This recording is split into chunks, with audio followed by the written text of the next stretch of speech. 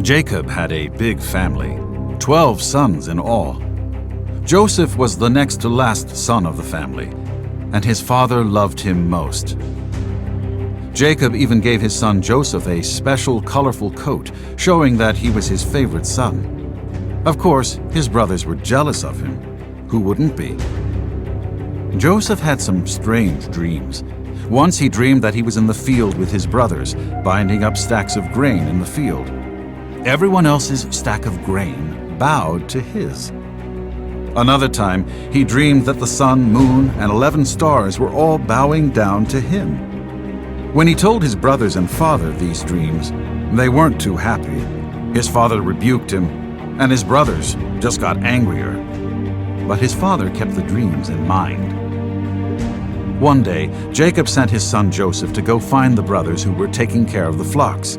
He wanted to hear how his sons and flocks were doing. Joseph's brothers saw him from a long way off. "Here comes the dreamer," they said to each other. "Now is our chance to finish him off.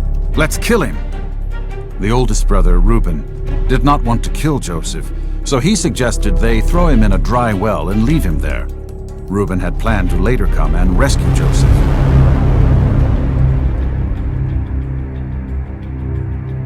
Before he could do that, some traders on their way to Egypt passed by, and his brothers decided to sell Joseph to them.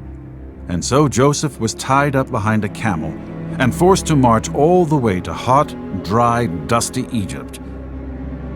Egypt was hundreds of miles away. They spoke a different language. They served strange idols. It was a strange new land, and Joseph would be separated from his family. Joseph was sold as a slave to a man named Potiphar. Potiphar's wife was determined to get her way, and one day she grabbed Joseph and tried to force him to sin. Still, Joseph resisted.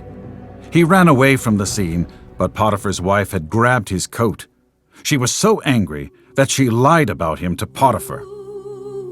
The accusation landed Joseph in jail. Not only had he been traded as a slave to Egypt, but now he had been thrown in jail for something he didn't even do. Even while he was in jail, Joseph stayed true to God. God had big plans for him.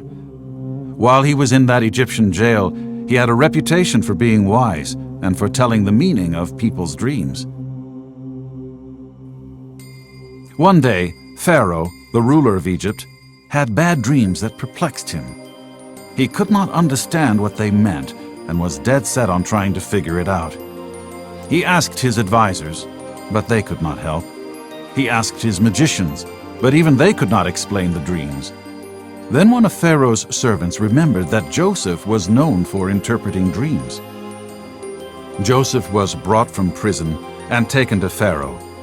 Pharaoh told Joseph everything that happened in his strange and scary dream.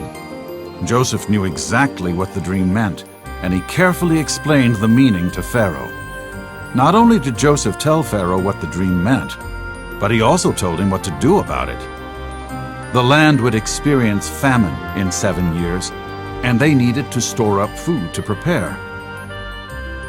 Pharaoh was impressed, and he honored Joseph.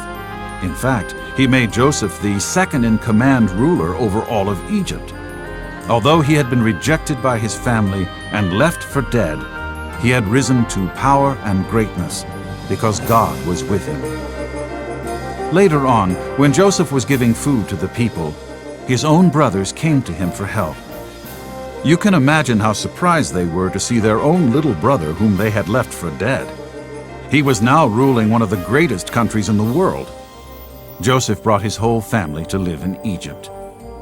Even though things looked bad for Joseph, God turned it into good.